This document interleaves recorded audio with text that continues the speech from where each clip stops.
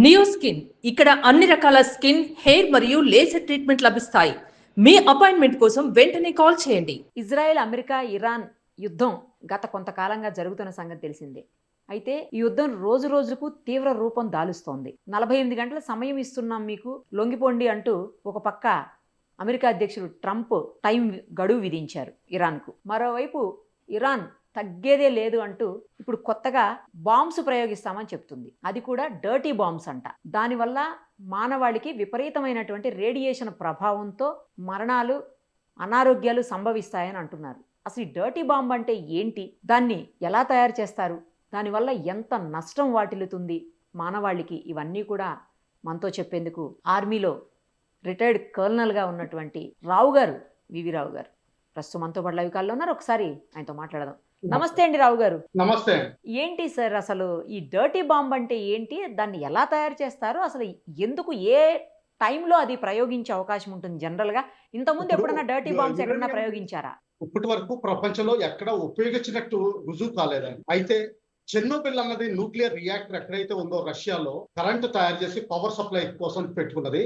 అక్కడ radiation leak అవ్వడం జరిగింది. దాంతో పాటు అక్కడున్న ఏరియా దాదాపు 125 చతురపు కిలోమీటర్లు ఇప్పటి వరకు ఖాళీ చేశారు. అక్కడ మన మనుషులు ఎవరు బతకట్లేదు. కేవలం కొన్ని జంతువులు అవి మాత్రం అక్కడికి వెళ్ళి వాసం ఉంటున్నాయి. ఇప్పుడు వాటిలో కూడా జెనెటిక్ స్ట్రక్చర్ చాలా వరకు మారిపోయినట్టు రిపోర్ట్స్ వచ్చాయి. ఓకే, ఈ విధంగా చెర్నోబిల్ ఒక ఐడియల్ ఎగ్జాంపుల్ రేడియేషన్ ఇంపాక్ట్ ఎలా ఉంటుందో. ఓకే, ఇంకొప్పుడు డర్టీ బాంబ్ అంటారా, ఇరాన్ దగ్గర దాదాపు 10,000 కేజీలు యురేనియం పార్ట్లీ రిఫైన్డ్ ఉంది. అంటే 3% నుంచి 60% అంటున్నారు. మనం 70-80% వరకు కూడా లెక్క పెట్టుకోవచ్చు. ఆ 70-80% అన్నది దాదాపు 476 కేజీస్ అని అఫీషియల్ గా అంటున్నారు. అంటే దాదాపు 500 కేజీస్ వేసుకుందాం అవుట్ ఆఫ్ 10 టన్స్. ఓకే, మిగతా 10 టన్స్ లోను 3% నుంచి వేరియస్ గ్రేడేషన్ లో సెంట్రిఫ్యూజెస్, వాళ్ళ ఓన్ సెంట్రిఫ్యూజెస్ ద్వారా రిఫైన్ అయ్యి ఉంది. దీన్ని వెపన్ గ్రేడ్ చేయడానికి 90% శుద్ధి కావాలి. అంటే ఏంటంటే ఫుల్ ఆటమ్ బాంబు తయారు చేయడానికి. అయితే ఈ partially refined uranium depleted uranium కింద కూడా లెక్క పెట్టచ్చు. అంటే యురేనియం ని మామూలుగా భూమి మీద వదిలేస్తే అది ప్రతి కొన్ని సంవత్సరాలకి హాఫ్ పవర్ అయిపోతుంది. ఓకే, దాన్ని డిప్లీషన్ అంటారు. అలా డిప్లీషన్ కాకుండా ఈ పార్ట్లీ రిఫైన్డ్ దాన్ని డిప్లీటెడ్ కింద లెక్క పెట్టుకోవచ్చు. అంటే హాఫ్ శక్తి ఉన్నది కాబట్టి అటువంటి మెటీరియల్ తీసుకుని మామూలుగా ఇరాన్ దగ్గర ఇప్పుడైతే ఏవైతే హై క్లాస్ బాంబ్స్ ఉన్నాయో, ఖుర్రం షహర్ అటువంటివి, అందులో మామూలు హెచ్వి ఎక్స్ప్లోజివ్ లో కలిపి దాన్ని టార్గెట్ మీద ప్రయోగిస్తారు. ఇది ఈ ఇరాన్ యుద్ధం ఎప్పుడైతే మొదలైందో 4వ రోజో 5వ రోజో పుటిన్ రష్యన్ ప్రెసిడెంట్ హెచ్చరించారు ప్రపంచానికి, రేడియేషన్ స్ప్రెడ్ అయ్యే అవకాశం ఉంది. ఆ రేడియేషన్ స్ప్రెడ్ అయ్యే అవకాశం ఏ విధంగా ఉంటుంది? ఒకటి, అమెరికా ఇరాన్ న్యూక్లియర్ రియాక్టర్ ఏదైతే కరెంట్ తయారు చేయడానికి ఉందో దాని మీద బాంబింగ్ జరిగితే అక్కడ ఉన్న న్యూక్లియర్ ఫ్యూయల్ లీక్ అయిపోయి రేడియేషన్ స్ప్రెడ్ అవ్వచ్చు. ఒకప్పుడు ఫుకుషిమా అని జపాన్ లో ఒక న్యూక్లియర్ రియాక్టర్ లో వాతావరణం వల్ల, క్లైమేట్ వల్ల సముద్ర కెరటాలు పైకి వచ్చేసి ఆ మొత్తం ఫ్లడింగ్ అయిపోయి అక్కడ రేడియేషన్ లీక్ జరిగింది. దాన్ని చాలా సంవత్సరాలు మూసివేసి ఇప్పుడు రిపేర్ చేసి మళ్ళీ తిరిగి రీఆపరేషనల్ చేయడం జరిగింది. కాగా అప్పుడు రేడియేషన్ చాలా వరకు కంటైన్ చేశారు. సో అటువంటి పరిస్థితి ఇరాన్ లో జరిగే అవకాశం ఉంది. అది బహుశా ఒక 20-25 స్క్వేర్ కిలోమీటర్స్ ఏరియాలో జరిగే అవకాశం ఉంది. అయితే ఇజ్రాయెల్ దీన్ని బాంబు పరంగా వాడాలనుకుంటే, ఎందుకంటే ఇజ్రాయెల్ ఏమని చెప్తుందంటే జోర్డన్ రివర్ ఏదైతే ఉందో దాన్ని పశ్చిమాన్ని మొత్తం ఇజ్రాయెల్ చేస్తాం. అలాగే హమాస్ ఏమంటుందంటే ఆ రివర్ టు ద సీ అని, అక్కడ జోర్డన్ రివర్ నుంచి సముద్రం వరకు దాన్ని ప్యాలెస్టైన్ అంటుంది. సో వాళ్ళిద్దరి మధ్యన అగ్రిమెంట్ జరగాలి. సో ఇప్పుడు ఇజ్రాయెల్ డామినెంట్ పొజిషన్ లో ఉండి వాళ్ళు దేశం ఏర్పాటు చేసుకున్నారు. పాలెస్టైన్కి ఏమాత్రం అవకాశం దొరకట్లేదు. సో మాకెలాగా దొరకట్లేదు కాబట్టి మిమ్మల్ని కూడా చేసుకోనివ్వం అని చెప్పి సౌత్ ఇజ్రాయెల్లో, ఎస్పెషల్లీ సినాయ్ పెనిన్సులా ఏదైతే ఉందో ఈజిప్ట్ బోర్డర్ నాలుకుని అక్కడ చాలా తక్కువ పాపులేషన్ ఉంటుంది, చాలా మంది వాడట్లేదు ఆ ఏరియాలో చేసే అవకాశాలు మాత్రం నాకు, నా అభిప్రాయంలో బ్రహ్మాండంగా కనిపిస్తుంది. అంటే సార్ ఒక విషయం చెప్పండి, అసలు డర్టీ బాంబ్ అనే నేమ్ ఎందుకు వచ్చింది దానికి? డర్టీ బాంబ్ అంటే ఎందుకంటే దీనిలో ఆ ఏరియా అంతా 20-25 స్క్వేర్ కిలోమీటర్స్ రేడియేషన్ తోటి మీకు పుళ్ళు చేస్తాయి, వాంతులు అవుతాయి. మీరు పొరపాటుని ఇప్పుడు మెడికల్ ఎక్విప్మెంట్ కొన్ని రకాలు ఉన్నాయి, అది ఇమేజెస్ తీసుకునేది, బ్రెయిన్ హార్ట్ ఇమేజెస్ తీసుకునేది, మన ఇప్పుడు హైదరాబాద్ లో కూడా బోల్డెన్ మెషిన్స్ ఉన్నాయి. ఉమ్, అందులో ఒక్కోసారి రిలేటివ్స్ ఎవరిని మిమ్మల్ని మెటల్ పార్ట్ తీసుకెళ్ళి ఉంటుంది, అవును, దాని ద్వారా కంట్రోల్ చేస్తాం. కరెక్ట్. అలాగే వాంతులు అయితే పరిస్థితుల్లో దాన్ని కంట్రోల్ చేయడానికి అక్కడ స్పెషలిస్టులు రెడీగా ఉంటారు. ఉమ్, అదే సేమ్ హయ్యర్ ఇంపాక్ట్ లో ఎవరైతే పాపులేషన్ ఉన్నారో అందరికీ అదే ఇంపాక్ట్ జరుగుతుంది. ఓకే. దీన్ని నిర్వీర్యం చేయడానికి కూడా చాలా సంవత్సరాలు పడుతుంది, అంటే వందల సంవత్సరాలు పడుతుంది, ఎంత కెమికల్ వాడినా కానీ. అంటే ఏంటంటే ఆ ఏరియాలో ఇంకా మనుషులు తిరగడానికి ఉపయోగపడదు, జంతువులు కానీ పక్షులు కానీ. అందుకని దీన్ని డర్టీ బాంబ్ సార్, అంటే అప్పట్లో హీరోషిమా నాగసాకి మీద వేసినటువంటి అణుబాంబుల టైపా సార్ ఇది? కాదు. కాదు. అందులో ఏంటంటే మీకు అణుబాంబు విస్ఫోటనం అయినప్పుడు క్లౌడ్ వస్తుంది, ఉమ్, క్లౌడ్ తర్వాత మీకు బ్లాస్ట్ వస్తుంది. ఉహుం, ఆ కళ్ళు చూసినవి కూడా కళ్ళు పోతాయి చాలా మంది. అబ్బో. తర్వాత ఏంటంటే మీకు షాక్ ఎఫెక్ట్ వస్తుంది, ఆ షాక్ ఎఫెక్ట్ లో కూడా చాలా మంది పోతారు. ఇందులో అటువంటి ఏమీ ఉండవు. మన 1980 ప్రాంతంలో ఉమ్, మన హైదరాబాద్ లో న్యూక్లియర్ ఫ్యూయల్ కాంప్లెక్స్ ఎక్కడైతే ఉందో ఆ ఏరియాలో ర్యాగ్ పిక్కర్స్, ఎవరైతే అక్కడి నుంచి బహుశా కొంత వేస్ట్ లీక్ అయ్యి ఆ ర్యాగ్స్ లోకి వెళ్ళిపోయింది, ఆ వేస్ట్ లోకి ఆ ర్యాగ్ పిక్కర్స్ కి అందరికి పుళ్ళు రావడం మొదలుపెట్టింది, విపరీతంగా ఓ, పుళ్ళు మార్పులు అవ్వడం జరిగింది. అది ఎర్లీ 80s లో మీడియాలో లీక్ అయింది. అప్పట్లో ఇంత ఎలక్ట్రానిక్ మీడియా ఏమీ ఉండేవి కాదు, కేవలం న్యూస్ పేపర్స్ ఉండేవి.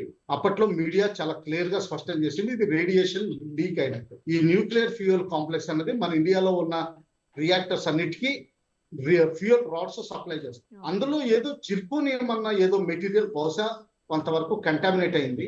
ఆ కంటామినేటెడ్ మెటీరియల్ కొంత దేని వల్ల కారణాల వల్ల అది బయటికి వచ్చి ఈ ర్యాగ్ పిక్కర్స్ కి దొరికింది. వాళ్ళు మెటల్ అన్నట్టుగా దాన్ని పికప్ చేయడం వల్ల వాళ్ళకి అన్ని పుళ్ళు పడింది. తర్వాత వాంతులు అయ్యి వాళ్ళు రేడియేషన్ లీక్ అయింది. అందుకని మీరు ఎక్స్రే మెషిన్ కూడా డాక్టర్లు ఏమంటారంటే ఎక్స్రేలు ఎక్కువ తీసుకోకూడదు అంటారు. అవును. వాళ్ళందరికీ రేడియేషన్ ఎక్స్పోజర్ చిన్న బిళ్ళ పెడతారు హాస్పిటల్స్ లో కూడా. ఆ రేడియేషన్ ఎక్స్పోజర్ ఎక్కువైపోయినప్పుడు మీకు ఎముకలు బ్రిటిల్ అయిపోయడం, ఇటువంటి జీన్స్ మారిపోవడం, ఇటువంటివి జరుగుతాయి. దీనివల్ల దాన్ని డర్టీ బాంబ్ అంటారు. అంటే డైరెక్ట్ గా తీవ్రమైన ఎఫెక్ట్ లేకుండా లాంగ్ టర్మ్ ఎఫెక్ట్ చాలా ఉంటుంది. సార్, ఇప్పుడు ఇది ఎవరు ప్రయోగించారన్నది కూడా తెలియదు. ఇంకోటి ఏంటంటే అంటే రష్యా యుఎస్ఎస్ఆర్ దాదాపు 91, 92లో విచ్ఛిన్నమైంది. ఆ విచ్ఛిన్నమైనప్పుడు వాళ్ళ దగ్గర టాక్టికల్ న్యూక్లియర్ వెపన్స్ ఉండేవి. అంటే టాక్టికల్ న్యూక్లియర్ వెపన్స్ అంటే మనకున్న ఆర్టిలరీ గన్స్ లోంచి నార్మల్ బాంబులా ఫైర్ చేస్తారు. అంటే 1.5 కిలోటన్, అంటే ఓన్లీ 1 కిలోమీటర్ 2 కిలోమీటర్స్ రేడియస్ లోనే ఆర్మీని చంపే విధంగా వాడడానికి ఇప్పుడు పాకిస్తాన్ సయాల్కోట్ ఆల్రెడీ తీసుకొచ్చినట్టు కూడా రిపోర్ట్స్ వచ్చింది. అంటే మనం పిఓకేని వెనక్కి తీసుకోవడానికి అటాక్ చేస్తే సయాల్కోట్ ప్రాంతం నుంచి మన ఆర్మీ మీద అడ్వాన్స్ అవుతున్న ఆర్మీ మీద ప్రయోగించడానికి ఇటువంటి టాక్టికల్ న్యూక్లియర్ వెపన్స్ వాడతారు. అటువంటి టాక్టికల్ న్యూక్లియర్ వెపన్స్ రష్యా ఈ బ్రేక్ అవుతున్నప్పుడు కొన్ని మిస్సింగ్ అయినట్టు రిపోర్ట్స్ వచ్చాయి. అయితే ప్రపంచం అంతా భయపడుతుంది కాబట్టి ఇది చాలా వరకు ఇన్ఫర్మేషన్ సప్రెస్ అయినట్టు, కొంతవరకు ఏదో దొంగతనం అయినట్టు కూడా రిపోర్ట్స్ వచ్చినాయి. ఎవరికి చేతుల్లోకి వెళ్ళినాయో ఆ రోజుల్లో ఆల్ ఖైదా, ఐసిస్ అటువంటి ఆర్గనైజేషన్ చేతుల్లోకి వెళ్ళినట్టు కూడా చాలా రిపోర్ట్స్ వదంతాలు వచ్చినాయి. సో అక్కడి నుంచి ఏమన్నా పోగు చేశారా, ఎవరైనా టెర్రరిస్ట్ హిజ్బుల్లా లాంటి టెర్రరిస్ట్ గ్రూప్ కానీ ఐసిస్ కానీ ఇది ఏమైనా వాడతారా, ఇది కూడా జరిగే అవకాశం ఉంది. అలాగే ఒక్కసారి ఈ డర్టీ బాంబ్ అనేది పడితే ఎంత రేడియస్ లో ఆ ప్రభావం ఉంటుంది, అలాగే మల్టిపుల్ పడినప్పుడు ఇంకెంత ఎక్కువ ప్రభావం ఉంటుంది? పక్క దేశాలకు కూడా ఏమన్నా ఉంటుందా, కేవలం ఆ ప్రాంతానికి ఆ దేశానికి మాత్రం ఎఫెక్ట్ ఉంటుందా? దీనికి టెక్నికల్ పీపుల్ చెప్పాలండి, ఎందుకంటే క్వాంటిటీ ఎంత ఉంది యురేనియం అన్నది దాని మీద ఆధారపడి ఉంటుంది. ఓహో. మన హాస్పిటల్స్ లో అయితే ఆ రూమ్ వరకు అనుకోవచ్చు. అదే బయట అయితే జనరల్ గా నా అభిప్రాయం ప్రకారం ఏంటంటే 20 to 25 స్క్వేర్ కిలోమీటర్స్, అంటే 5 కిలోమీటర్ల బై 5 కిలోమీటర్ల ఏరియా మొత్తం ఖాళీ చేయించడం గ్యారంటీడ్. ఎంత పడినా, తక్కువ అమౌంట్ లో పడినా కానీ, ఇది నా అభిప్రాయం. మిగతాదంతా టెక్నికల్ పారామీటర్స్ మీద. చెర్నోబిల్ అయితే మాత్రం దాదాపు 90 కిలోమీటర్లు బై 90 కిలోమీటర్లు చేశారు.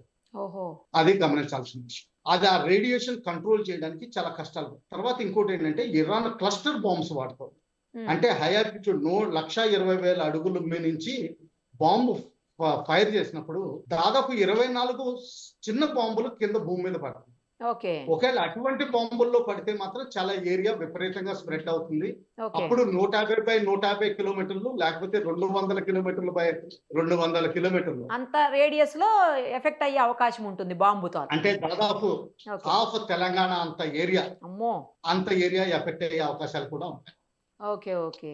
అందుకనే పుటిన్ గారు వార్నింగ్ ఇస్తున్నారు, మీరు యుద్ధం చేయొద్దు, రేడియేషన్ ఇంపాక్ట్ అయ్యే అవకాశాలని ఎస్ ఎస్. ముందు నుంచి ఇస్తున్నారు. Okay okay. అంటే ఇది భయంకరమైన సిచ్యువేషన్ అనుకోండి, యా సార్. చాలా డెక్. ఒక రకంగా మనం ఈ డర్టీ బాంబు అంటే గనక రేడియేషన్ బాంబు అనుకోవాలి, అంతే కదా ఇక సింపుల్ గా. మరి ఏం జరుగుతుంది సార్? ఇన్ని రోజుల నుంచి జరుగుతా ఉంది యుద్ధము, ఏమన్నా ఆగే అవకాశం కనిపిస్తుందా, లేకపోతే ఇంకా తీవ్ర స్థాయికి వెళ్ళే అవకాశం కనిపిస్తుందా మీకున్న ఎక్స్పీరియన్స్ తో? ఇప్పుడు అమెరికా ఇంకొక 24 గంటల సమయం ఇచ్చిందండి హార్ముజ్ జలసంధి ఇరాన్ ని ఓపెన్ చేసి పెట్టమని. యా. ఇంకొక 24 గంటల తర్వాత కొంతవరకు పరిస్థితి తేటతెల్లం అవుతుంది. ఓకే. నా అభిప్రాయం ప్రకారం ఇరాన్ ఒప్పుకునే పరిస్థితిలో లేదు. అంటే ఏంటంటే అమెరికా మిలిటరీని వాడి ఆ జలసంధిని క్యాప్చర్ చేయాలని చూస్తుంది. ఓకే. ఆల్రెడీ బ్రిటన్ కి చెందిన ఒక డిస్ట్రాయర్, ఒక సబ్మెరీన్ కూడా ఆ ఏరియాకి వెళ్ళింది. సో వీళ్ళందరూ రెడీగా ఉన్నారు, మెరీన్ ఎక్స్పెడిషనరీ ఫోర్స్ రెడీగా ఉంది ఫిజికల్లీ క్యాప్చర్ చేయడానికి. సో 48 గంటల తర్వాత అంచనా మారే అవకాశాలు ఉన్నాయి. ఒకవేళ ఇరాన్ ఎగ్రీ చేస్తే మాత్రం ప్రపంచానికి చాలా మేలు, ఎగ్రీ చేయకపోతే మాత్రం ఇటువంటి పరిస్థితులు నెలకొల్పే అవకాశం చాలా ఉంది. థ్యాంక్ యూ సార్, చాలా క్లియర్ గా అసలు ఈ డర్టీ బాంబ్ అంటే ఏంటో చెప్పారు, అలాగే దాని వల్ల వచ్చే ఎఫెక్ట్స్ కూడా చెప్పారు sir. Thank you so much. చెప్పండి.